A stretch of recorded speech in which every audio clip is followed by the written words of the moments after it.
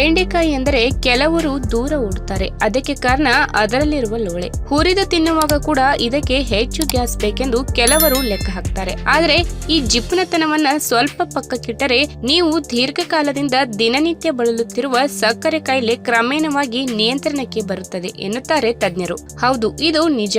ಬೆಂಡೆಕಾಯಿಯಲ್ಲಿ ಮಿತಿಮೀರಿ ಹೆಚ್ಚಾದ ರಕ್ತದಲ್ಲಿನ ಸಕ್ಕರೆ ಪ್ರಮಾಣವನ್ನ ನಿಯಂತ್ರಣ ಮಾಡುವ ಗುಣವಿದೆ. ಪ್ರಮುಖವಾಗಿ ಇದು ದೇಹದ ಮೆಟಬಾಲಿಕ್ ಅಸ್ವಸ್ಥತೆಯನ್ನ ದೂರ ಮಾಡುವುದರ ಜೊತೆಗೆ ಆಹಾರ ಪದ್ಧತಿಯಲ್ಲಿ ಕೂಡ ಸಮತೋಲನವನ್ನ ತಂದುಕೊಡುತ್ತದೆ.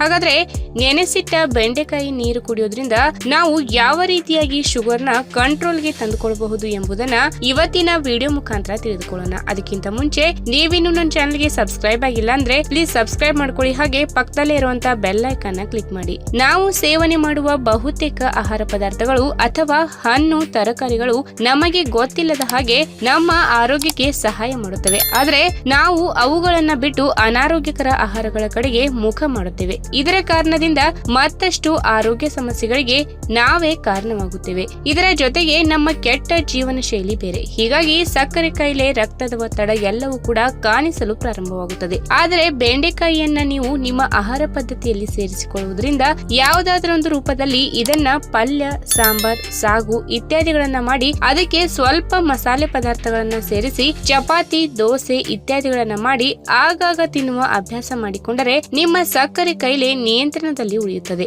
ಇನ್ನು ಬೆಂಡೆಕಾಯಿ ಕಡಿಮೆ ಗ್ಲೈಸೆಮಿಕ್ ಸೂಚ್ಯಂಕ ಹೊಂದಿದ ತರಕಾರಿಯಾಗಿದೆ. ಕಾರ್ಬೋಹೈಡ್ರೇಟ್ ಅಂಶಗಳನ್ನು ಇದರಲ್ಲಿ ನೀವು ಕಾಣಬಹುದು. ಆದರೂ ಕೂಡ ಇದು ನಿಮ್ಮ ಆಹಾರದಲ್ಲಿ ಸಿಗುವ ಸಕ್ಕರೆ ಪ್ರಮಾಣವನ್ನ ರಕ್ತದಲ್ಲಿ ಬೆರೆತು ಹೆಚ್ಚಾಗದಂತೆ ನೋಡಿಕೊಳ್ಳುತ್ತದೆ. ಅಂದರೆ ನಿಧಾನವಾದ ಮೆಟಬಾಲಿಸಂ ಪ್ರಕ್ರಿಯೆ ನಿಮ್ಮದಾಗುವ ಹಾಗೆ ಮಾಡುತ್ತದೆ. ಆರೋಗ್ಯ ತಜ್ಞರು ಹೇಳುವ ಹಾಗೆ 100 ಗ್ರಾಂ ಬೆಂಡೆಕಾಯಿ ತೆಗೆದುಕೊಂಡರೆ ಅದರಲ್ಲಿ ನಮಗೆ ಕೇವಲ 7 ಗ್ರಾಂನಷ್ಟು ಕಾರ್ಬೋಹೈಡ್ರೇಟ್ ಮಾತ್ರ ಸಿಗಲಿದೆ. ಇದರ ಕಾರಣದಿಂದ ಮಧುಮೇಹ ನಿಯಂತ್ರಣಕ್ಕೆ ಬರಲಿದೆ ಎಂದು ಹೇಳಬಹುದು. ಬೆಂಡೆಕಾಯಿ ತನ್ನಲ್ಲಿ ಅಪ್ರತಿಮವಾಗಿ ಕರಗುವ ಮತ್ತು ಕರಗದಿರುವ ನಾರಿನ ಅಂಶವನ್ನು ಒಳಗೊಂಡಿದೆ. ನಾರಿನ ಅಂಶ ನಿಮಗೆಲ್ಲ ಗೊತ್ತಿರುವ ಹಾಗೆ ನಮ್ಮ ದೇಹದಲ್ಲಿ ಜೀರ್ಣವಾಗಲು ತನ್ನದೇ ಆದ ಸಮಯವನ್ನು ತೆಗೆದುಕೊಳ್ಳುತ್ತದೆ. ಈ ಕಾರಣದಿಂದ ನಾವು ಸೇವನೆ ಮಾಡಿದ ಆಹಾರದಲ್ಲಿ ಸಿಗುವಂತಹ ಸಕ್ಕರೆ ಅಂಶ ರಕ್ತದ ಹರಿವಿಗೆ ತುಂಬಾ ನಿಧಾನವಾಗಿ ಬಿಡುಗಡೆಯಾಗುತ್ತದೆ. ಇದರಿಂದ ಆಹಾರ ಸೇವನೆ ಮಾಡಿದ ನಂತರ ಇದ್ದಕ್ಕಿದ್ದಂತೆ ಸಕ್ಕರೆ ಅಂಶ ರಕ್ತದಲ್ಲಿ ಹೆಚ್ಚಾಗುವ ಸಾಧ್ಯತೆ ಕಡಿಮೆ ಇರುತ್ತದೆ. ಪ್ರೋಟೀನ್ ಅಂಶ ಹೆಚ್ಚಾಗಿರುವ ಬೆಂಡೆಕಾಯಿ ಬೇರೆ ತರಕಾರಿಗಳ ತರಹ ಅಲ್ಲ. ಹೀಗಾಗಿ ಮಧುಮೇಹ ಸಮಸ್ಯೆ ಇರುವವರು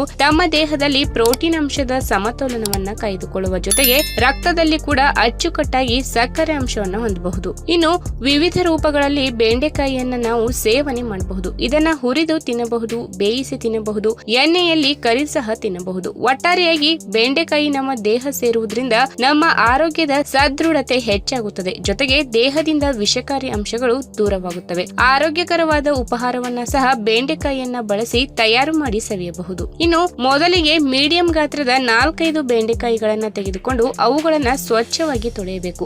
ಬೆಂಡೆಕಾಯಿ ತುದಿಯನ್ನ ಕತ್ತರಿಸಿ ಅರ್ಧಕ್ಕೆ ಉದ್ದವಾಗಿ ಸೀಳಿಕೊಳ್ಳಬೇಕು. ಒಂದು ಪಾತ್ರೆಯಲ್ಲಿ ನೀರನ್ನ ಇಟ್ಟು ಅದರಲ್ಲಿ ಇವುಗಳನ್ನ ಹಾಕಬೇಕು. ಇಡೀ ರಾತ್ರಿ ಇದನ್ನು ನೆನೆಯಲು ಹಾಗೆ ಬಿಡಬೇಕು. ನಂತರ ಬೆಳಗಿನ ಸಮಯದಲ್ಲಿ ಚೆನ್ನಾಗಿ ಬೆಂಡೆಕಾಯಿಯನ್ನ ನೀರಿನಲ್ಲಿ ಕಿವುಚಬೇಕು. ಬೆಂಡೆಕಾಯಿಯನ್ನ ಹೊರತುಪಡಿಸಿ ನೀರನ್ನ ಖಾಲಿ ಹೊಟ್ಟೆಯಲ್ಲಿ ಕುಡಿಯಬೇಕು. ಈ ಒಂದು ಪ್ರಕ್ರಿಯೆಯನ್ನ ನೀವು ಅನುಸರಿಸುವ ಮೊದಲು ನಿಮ್ಮ ಆಹಾರ ಪದ್ಧತಿ ಹೇಗಿರಬೇಕು ಎಂಬುದನ್ನ ನಿಮ್ಮ ಆಹಾರ ತಜ್ಞರಿಂದ ಕೇಳಿ ತಿಳಿದುಕೊಳ್ಳಿ. ಇನ್ನು ನೀವು ಮಧುಮೇಹವನ್ನ ನಿಯಂತ್ರಣ ಮಾಡಲು ಔಷಧಿಗಳನ್ನ ತೆಗೆದುಕೊಳ್ಳುತ್ತಿದ್ದರೆ ಯಾವ ಪ್ರಮಾಣದಲ್ಲಿ ಬೆಂಡೆಕಾಯಿ ಸೇವನೆ ಮಾಡಬೇಕು ಎಂಬುದನ್ನ ಸಹ ನಿಮ್ಮ ಆರೋಗ್ಯ ತಜ್ಞರಿಂದ ತಿಳಿದುಕೊಳ್ಳಿ.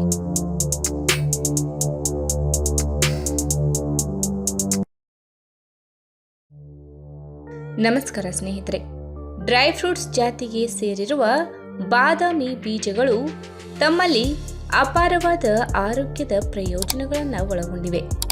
ನಮ್ಮ ಹೃದಯದ ಆರೋಗ್ಯವನ್ನು ಕಾಪಾಡುವುದರ ಜೊತೆಗೆ ಬ್ಲಡ್ ಶುಗರ್ ಲೆವೆಲ್ ಪ್ರಮಾಣವನ್ನು ಸಹ ನಿಯಂತ್ರಣ ಮಾಡಿ ನಮ್ಮ ದೇಹದಲ್ಲಿ ಬೊಜ್ಜು ಮತ್ತು ದೇಹದ ತೂಕ ಹೆಚ್ಚಾಗದಂತೆ ನೋಡಿಕೊಳ್ಳುತ್ತದೆ.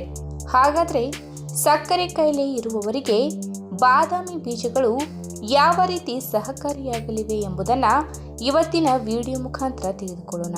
ಅದಕ್ಕೂ ಮುನ್ನ ನೀವಿನ್ನೂ ನಮ್ಮ ಚಾನಲ್ಗೆ ಸಬ್ಸ್ಕ್ರೈಬ್ ಆಗಿಲ್ಲ ಅಂದರೆ ಪ್ಲೀಸ್ ಸಬ್ಸ್ಕ್ರೈಬ್ ಮಾಡ್ಕೊಳ್ಳಿ. ಹಾಗೆ ಪಕ್ಕದಲ್ಲೇ ಇರುವಂತಹ ಬೆಲ್ ಐಕಾನ್ ಕ್ಲಿಕ್ ಮಾಡಿ. ಸಂಶೋಧಕರು ಹೇಳುವ ಹಾಗೆ ಬಾದಾಮಿ ಬೀಜಗಳಲ್ಲಿ ನಮ್ಮ ರಕ್ತದಲ್ಲಿನ ಗ್ಲೂಕೋಸ್ ಪ್ರಮಾಣವನ್ನು ನಿಯಂತ್ರಣ ಮಾಡುವ ಗುಣವಿದೆ. ಹೀಗಾಗಿ ಸಕ್ಕರೆ ಕಾಯಿಲೆ ಹೆಚ್ಚಾಗದಂತೆ ಇದು ತಡೆಯುತ್ತದೆ. ನಿಯಮಿತವಾಗಿ ಬಾದಾಮಿ ಬೀಜಗಳನ್ನು ಆಹಾರ ಪದ್ಧತಿಯಲ್ಲಿ ಸೇರಿಸಿಕೊಂಡು ಈ ಪ್ರಯೋಜನಗಳನ್ನು ಪಡೆದುಕೊಳ್ಳಬಹುದು. ಇನ್ನು ಊಟಕ್ಕೆ ಮುಂಚೆ ಸ್ವಲ್ಪ ಪ್ರಮಾಣದಲ್ಲಿ ಬಾದಾಮಿ ಬೀಜಗಳನ್ನು ಸೇವಿಸುವುದರಿಂದ ಕೂಡ ರಕ್ತದ ಸಿಹಿ ಸೂಚ್ಯಂಕ ನಿಯಂತ್ರಣವಾಗುತ್ತದೆ ಮತ್ತು ಸಕ್ಕರೆ ಕಾಯಿಲೆ ಬರುವ ಸೂಚನೆ ಇದ್ದರೆ ಅದು ಕೂಡ ಕೇವಲ 3 ದಿನಗಳಲ್ಲಿ ಕಂಟ್ರೋಲ್ ಆಗುತ್ತದೆ ಎಂದು ವೈದ್ಯರು ಹೇಳುತ್ತಾರೆ. ಬಾದಾಮಿ ಬೀಜಗಳಲ್ಲಿ ನಾರಿನ ಪ್ರಮಾಣ, ಜಿಂಕ್ ಮತ್ತು ಮ್ಯಾಗ್ನೀಷಿಯಂ ಕೂಡ ಇರುವುದರಿಂದ ಇವೆಲ್ಲವೂ ಒಟ್ಟಿಗೆ ಕೆಲಸ ಮಾಡಿ ನಮ್ಮ ಹೊಟ್ಟೆ ಹಸಿವನ್ನು ನಿಯಂತ್ರಣ ಮಾಡುವುದರ ಜೊತೆಗೆ ಸಕ್ಕರೆ ಕಾಯಿಲೆಯನ್ನು ಸಹ ಕಂಟ್ರೋಲ್ ಮಾಡುತ್ತವೆ. ಇನ್ನು ನಮ್ಮ ಮೆಟಬಾಲಿಸಂ ಪ್ರಕ್ರಿಯೆ ಉತ್ತಮಗೊಳ್ಳುವ ಸೂಚನೆ ನಮಗೆ ಬಾದಾಮಿ ಬೀಜಗಳಿಂದ ಸಿಗುತ್ತದೆ ಮತ್ತು ಇದರಿಂದ ನಮ್ಮ ಬ್ಲಡ್ ಗ್ಲೂಕೋಸ್ ಲೆವೆಲ್ ಸಹಜ ಸ್ಥಾನಕ್ಕೆ ಮರಳುತ್ತದೆ.